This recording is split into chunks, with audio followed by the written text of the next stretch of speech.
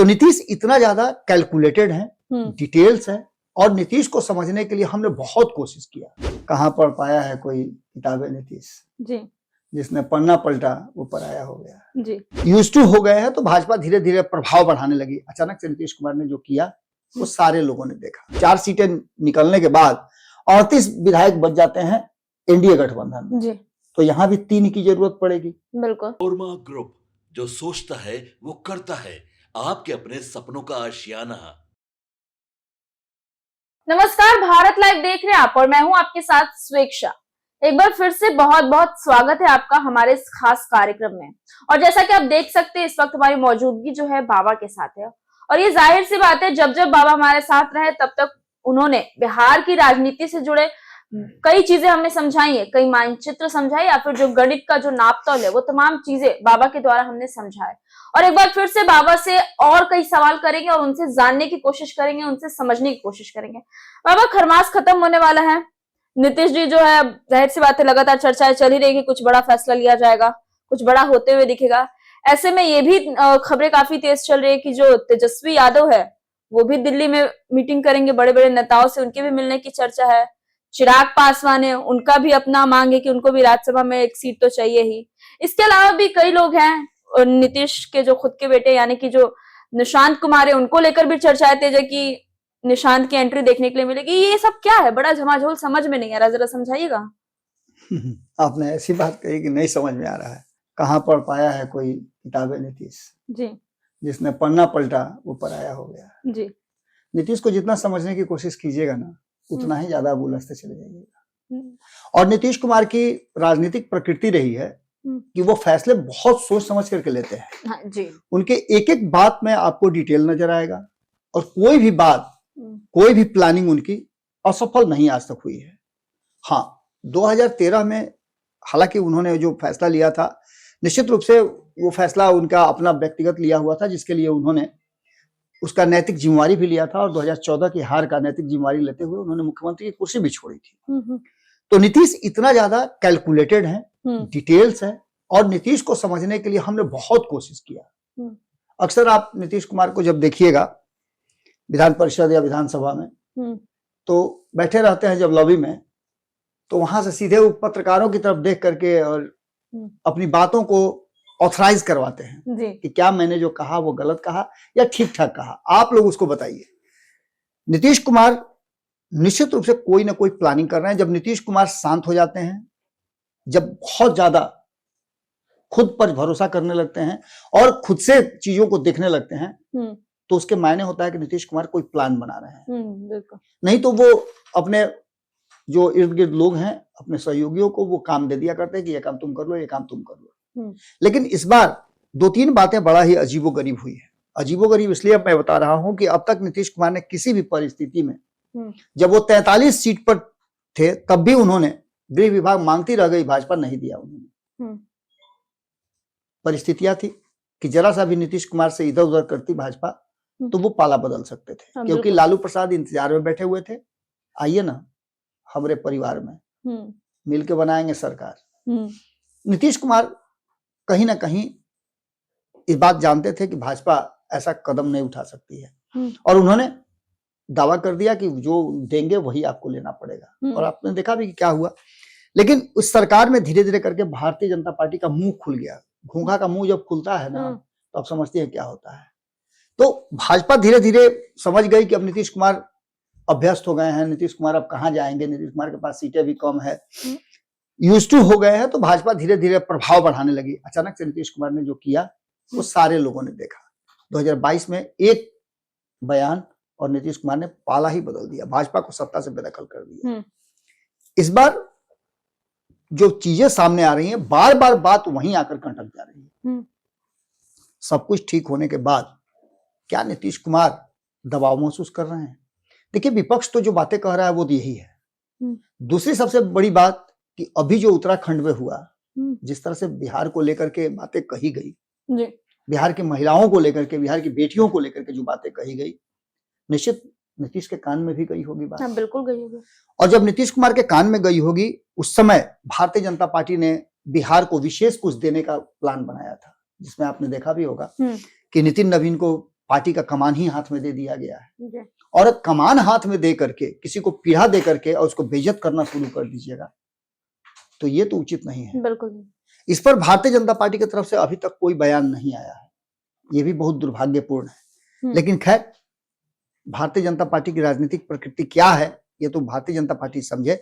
लेकिन इस 1 महीने की चुप्पी जो तेजस्वी यादव ने साध के रखी और अपने परिवार के साथ वो छुट्टियां मना रहे थे, महागठबंधन को लेकर के कई बातें चल रही थी कि महागठबंधन के भीतर क्या होगा। अब इन सभी बातों का, सभी सवालों का जवाब धीरे धीरे करके आना शुरू हो जाएगा। आपने जैसा कि बताया भी, एक इंफॉर्मेशन भी आपने दिया कि तेजस्वी यादव की वापसी हो रही है जी।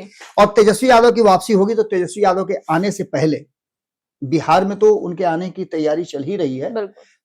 15 दिनों से लगातार जिलों की समीक्षा हो रही है, किस जिले में हमारा क्या स्थिति रहा, किस तरह स्तर पर हम गए, कहाँ हमसे चूक हुई, किन बातों को लेकर के हम परेशान हुए, किन बातों के चलते हमारी हार हुई, ये सभी समीक्षाएं हो रही हैं और उसका डाटा तैयार करके तेजस्वी यादव के आने के बाद उस पर गहन मंथन किया जाएगा जी। लेकिन उससे पहले आपको बता दें कि नीतीश कुमार का एक राउंड जो है, एक सिर्फ दिल्ली दौरा हो चुका है। उस दिल्ली दौरा के बाद नीतीश कुमार जो कर रहे थे उसमें थोड़ी तेजी और आ गई है और अपने पर ज्यादा भरोसा करने लगे हैं बनिस्पत भारतीय जनता पार्टी के।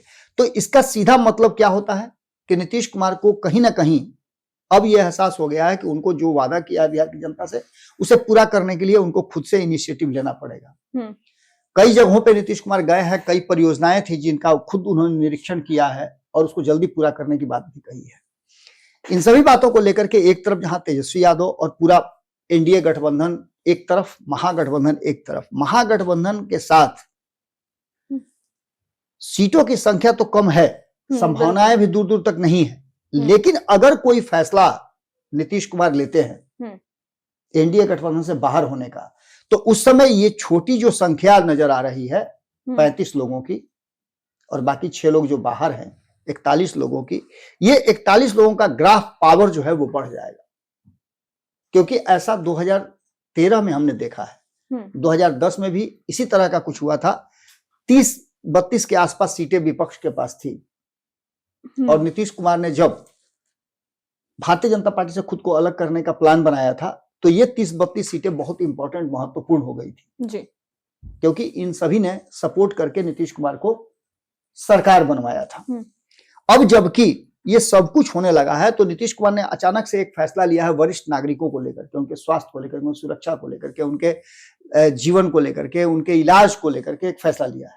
फैसले तो नीतीश कुमार लगातार ले रहे हैं और कहीं ना कहीं जो परिस्थितियां बनी हैं उन परिस्थितियों में खास करके जो विधान परिषद और राज्यसभा, ये जो 2026 में सीटें जो खाली हो रही हैं, 5 सीट जो है खाली हो रही है राज्यसभा की, इसको लेकर के इसमें पता है कि 2 सीटें जो है वो राजद की है, तो ऐसा लग रहा है कि राजद को एक भी सीट नहीं मिलेगी क्योंकि 41 का आंकड़ा चाहिए और राजद के पास मात्र 35 हैं। राजद को उन 35 को में 41 को पूरा करने के लिए बाकी के 6 लोग जो होंगे, बाकी के 6 लोग, जो महागठबंधन तो एक साथ है ही, तो उसकी संख्या 35 है।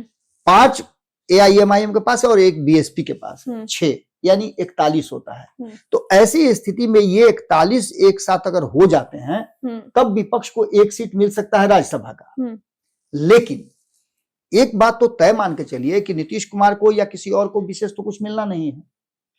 अगर विशेष किसी को मिलना है, उनको 2 सीट मिलना है, उनको 2 सीट मिलना है, तो दोनों को किसी तरह का समस्या नहीं थी। 5वीं सीट है उसको लेकर के मारामारी है, उस सीट पर दावेदारी सबकी है। अब अगर भाजपा, आप एक बात समझ लीजिए, भाजपा अगर नहीं भेजती है उपेंद्र कुशवाहा को, क्योंकि भाजपा कोटे से ही वो गए थे, उनका भी सीट खाली हो रहा है, 2 सीट जेडीयू का और 2 सीट आरजेडी का और 1 सीट उपेंद्र कुशवाहा वाला खाली हो रहा है। तो उपेंद्र कुशवाहा को यदि नहीं भेजती है भाजपा तब तो बवाल ऐसे ही बढ़ना है, होना है। बिल्कुल। उनके 3 विधायक जो हैं वो अलग बवाल मचाए हुए हैं। इससे पहले अप्रैल में 9 अप्रैल को ये सीटें खाली होने, उससे पहले इसका चुनाव भी हो जाना है और यही वो समय है जहां पर कहीं ना कहीं उपेंद्र कुशवाहा के बेटे को भी विधान परिषद में भेजने की तैयारी है। बिल्कुल। और उसके लिए भी आप देख लीजिए तो 2 सीटें जो खाली हुई हैं जिनका अवधि पूरा हो गया है, एक तो जो अवधि पूरी हो गई है वो श्री भगवान कुशवाहा वाली है, वो जेडीयू के खाते में है।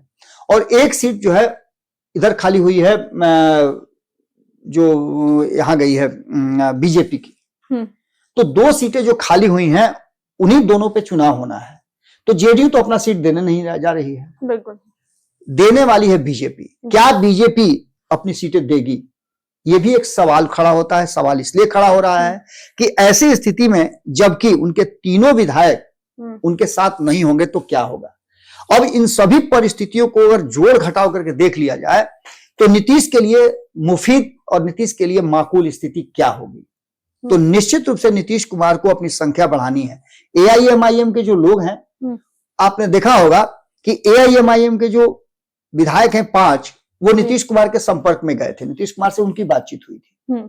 और नीतीश कुमार से बातचीत के बाद वो ज्यादा इंपॉर्टेंट हो गए हैं इस विधान परिषद और राज्यसभा चुनाव के लिए। वो किस खेमे में जाते हैं। आपको पता है कि 38 सीटें, 4 सीटें निकलने के बाद 38 विधायक बच जाते हैं एनडीए गठबंधन में।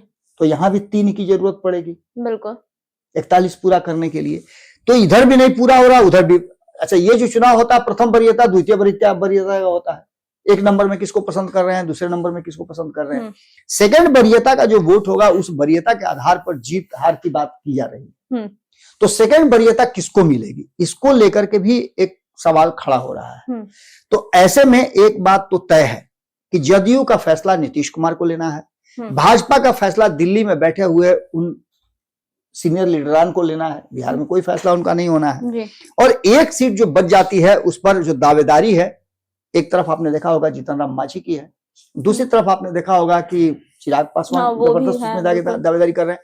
तो ये तो अब अलग दावेदारी है। लेकिन उपेंद्र कुशवाहा के कई फैसले हैं इधर जो उन्होंने 1-1.5 महीने में जो धाए फैसला लिया है, उन फैसलों ने लोगों को काफी चौंकाया भी है, क्योंकि वो अपनी राजनीतिक प्रकृति से बिल्कुल अलग रहे हैं। एक तरफ अपने ही गठबंधन के साथियों की वो अपने दल में ज्वाइन करवा रहे हैं। पहले उन्होंने शुरुआत किया चिराग पासवान से, चिराग पासवान के जो पार्टी के लोग थे उनको ज्वाइन कराया अपनी पार्टी में। उसके बाद वहां से मन नहीं भरा तो जीतन राम मांझी के लोगों को भी ज्वाइन करा लिया। और इसके साथ साथ अपने ही 3 विधायकों से बिना पूछे अपने पुत्र को मंत्री बना दिया। इसको लेकर के उपेंद्र कुशवाहा काफी चर्चा में है। और एक तरफ जहां उनके पार्टी के विधायक, वहीं दूसरी तरफ आपको क्या लगता है कि चिराग पासवान की नाराजगी नहीं होगी उनके लोगों को ज्वाइन कराइएगा तो जीतन राम मांझी की नाराजगी नहीं होगी। जीतन राम मांझी ने तो कह ही दिया है कि भैया हमको काहे आप भूल रहे हैं, हम 5 सीट जीत करके आए हैं, 6 हमको मिला था, 5 जीत करके आए हैं, 1 हमको दिए थे लोकसभा में, हम 1 जीत करके आए हैं। हारने वाले को तो आपने बहुत कुछ दे दिया, अब जीतने वाले को क्या दिया। मैंने पहले भी ये बात रिपीट किया है। और इसके साथ आप समझ लीजिए कि जब ये सब बातें सामने आएंगी तो निश्चित रूप से नीतीश कुमार के लिए भी एक सोचने की स्थिति आएगी, बिल्कुल आएगी। और ऐसी स्थिति में जब भाजपा और नीतीश कुमार एक पटरी पर नहीं आएंगे तो कुछ न कुछ अलग स्क्रिप्ट लिखा जाएगा।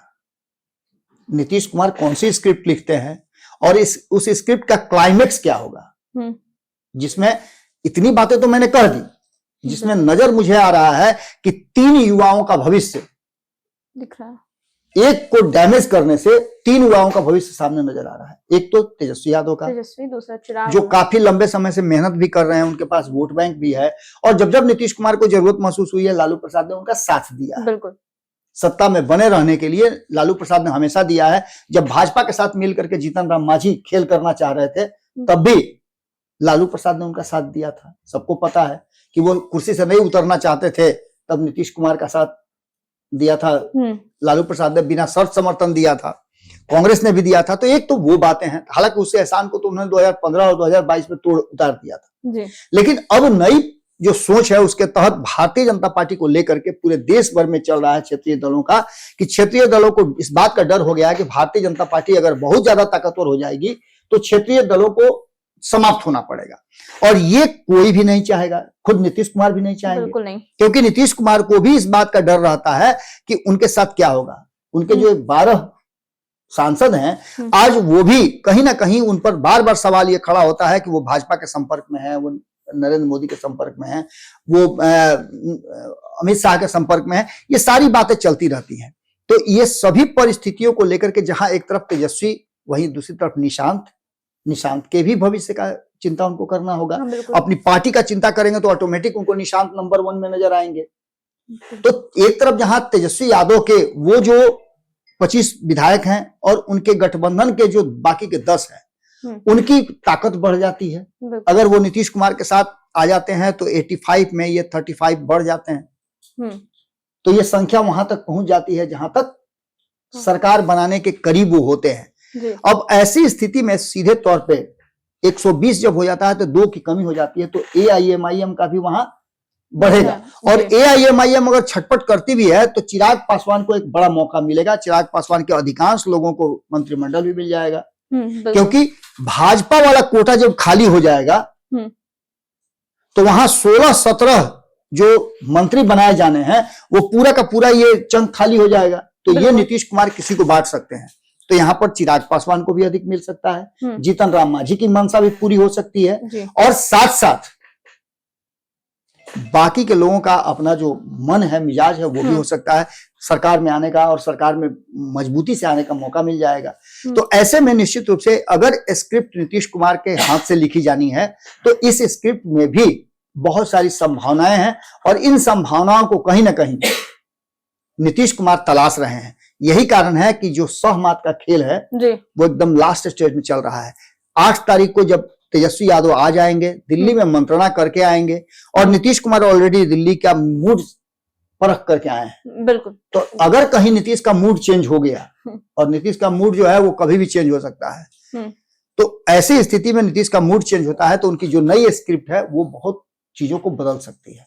बिहार में बदलाव होगा तो उसका असर देश की राजनीति में भी होगा, इसमें कोई दो राय नहीं है। और देश की राजनीति में भी दुनिया भर के लोग भारत की तरफ देख रहे हैं, भारत किस तरह से एक्ट कर रहा है। तो वहीं इस देश के अलग अलग राज्यों में गैर भाजपाई सरकारें जहां हैं, या फिर भाजपा की सरकार है और वहां अगर विपक्ष में क्षेत्रीय दल हैं, तो वो भी बहुत कातर निगाह से नीतीश कुमार के फैसले की तरफ देख रहे हैं। अगर नीतीश कोई फैसला ऐसा लेते हैं जिसमें भाजपा को वो सत्ता से बिहार से बाहर करेंगे तो केंद्र की सत्ता पर भी असर उसका पड़ेगा, और निश्चित रूप से यहां से एक नई लड़ाई शुरू हो जाएगी जिसमें बहुत कुछ बदलने के संकेत मिल रहे हैं। तो देखना दिलचस्प होगा कि क्या ये सहमत की लड़ाई आगे बढ़ती है या फिर ये कोरी गपबाजी ही रह जाती है, कयासों के बाजार तक ही सीमित रहती है। क्योंकि जो शांति के बाद कुछ निकल के आता है तो वो या तो ज्वार भाटा होता है, नहीं तो समझौता होता है। बिल्कुल। तो दोनों ही परिस्थितियां बिहार के लिए अपनी संभावनाएं तलाश कर रही हैं। देखना होगा कि खरवास के बाद, दही चूड़ा खाने के बाद क्या निकल के आता है।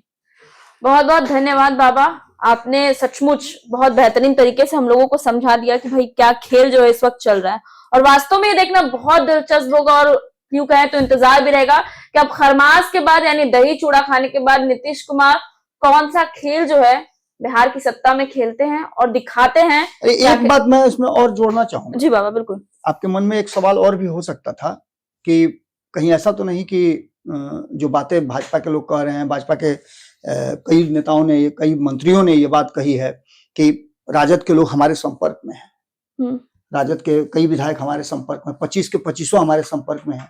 तो आप हमको एक बात बताइए ना, वो संभावनाएं कहाँ आ रही हैं? आप 25 को ला करके भी सत्ता तक तो पहुंच नहीं पा रहे हैं, और ये क्यों होगा? ऐसा होना निश्चित रूप से भारतीय जनता पार्टी के लिए घातक भी होगा, क्योंकि भारतीय जनता पार्टी अगर ऐसा करती है तो बगल के राज्य में चुनाव होना है जहां बहुत लाल टपका रही है भाजपा की हमारी सरकार बन जाए, उसके लिए कितना घातक होगा।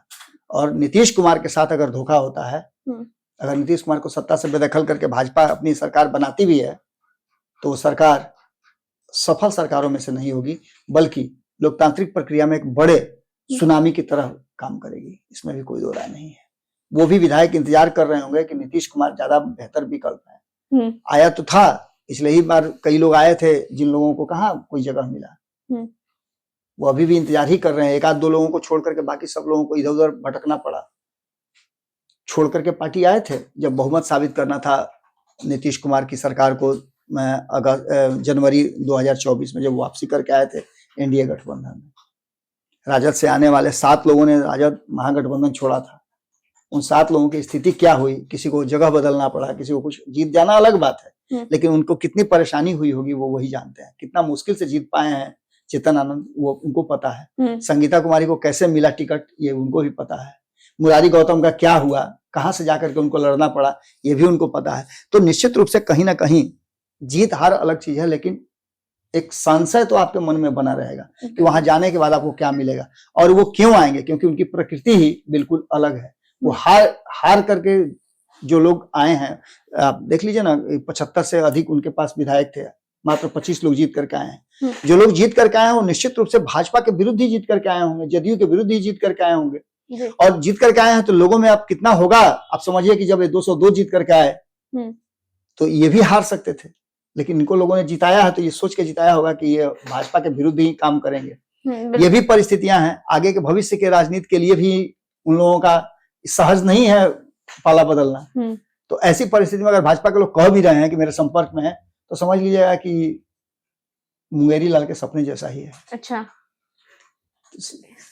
बहुत बहुत धन्यवाद बाबा। मैं फिर से कहना चाहूंगी, सचमुच बाबा ने बहुत बेहतरीन तरीके से हम लोगों को आज के इस खास कार्यक्रम में बिहार की राजनीति में और खास करके जितने भी सवाल हमारे और आपके मन में है, उन तमाम चीजों को बाबा ने खुद से क्लियर भी किया और हमें समझाया भी। फिलहाल इस खबर को यही छोड़े चलते और इंतजार रहेगा खरमास के बाद के। धन्यवाद। आपके सपनों को हमने सजाया है, ई होम्स पैनोरामा को हमने बनाया है। ई होम्स मेरा एक सपना था जिसपे मैं पिछले 4 साल से काम कर रहा था। हमने जो बनाया है वो सबने है माना। ई होम्स पैनोरामा में हो आपका भी आशियाना। और फाइनली हमने 2021 में इस प्रोजेक्ट को लॉन्च किया। बहुत लोग अप्रिशिएट कर रहे हैं कि पूर्णिया जैसे शहर में, बिहार के, एक तो बिहार की बात करें उसमें भी पूर्णिया जैसे छोटे जगह में इस तरह का लाइफस्टाइल देना, ये सुन के हम लोगों को बहुत अच्छा लगता है। ई होम्स में हमने कुछ और भी किया है, जैसे हम जिस जगह में रह रहे हैं हमारे फैमिली सिक्योर हो, उनको सिक्योरिटी का ध्यान में रखा है। आपकी सुविधा और सुरक्षा आपके लिए खास है, ये आपका विश्वास है। इसमें आर्टिफिशियल इंटेलिजेंस का 7 लेयर सिक्योरिटी का हमने इस्तेमाल किया है। लस ग्रीन कैंपस को बनाया है, यदि हमारा बाउंड्री वाल है तो वो वर्टिकल गार्डन है। ये जितनी भी फैसिलिटी होता है एक इंटरनेशनल टाउनशिप में, ई होम्स है, ये हम लोग विश्वास नहीं कर पा रहे हैं। जो भी हमारे मित्र दोस्त या जो भी हमारे बाहर के बाहर आते हैं तो हम लोगों को बहुत अच्छा सुनने को मिलता है और बहुत अच्छा क्रेडिट मिल रहा है। वो सारा हमने सिर्फ एक बिल्डिंग नहीं बनाया, हमें एक बहुत अच्छा लाइफस्टाइल दिया ई होम्स में, और मेरा एक सपना था जिसको मैं आज फुलफिल होते हुए देख रहा हूँ। ये आपका आवास है। ई होम्स पैनोरामा में अब आपका निवास है। E Homes Panorama, luxurious lifestyle redefined. Panorama Group, जो सोचता है वो करता है। अगर ये वीडियो पसंद आई और वह बिहार के राजनीति और बिहारियत से सरोकार रखेनी तो सब्सक्राइब बटन दबा के चैनल के सब्सक्राइब कर ली। ओजे एगो घंटी बा, ओकरा बटन दबा देला से कुल सटीक और मारक खबर रुआ मुफ्त में मिल जाई। अगर रुआ पत्रकारिता के हमनी के नया प्रयोग में सहयोग कर चाहतानी तो ज्वाइन बटन दबा दी।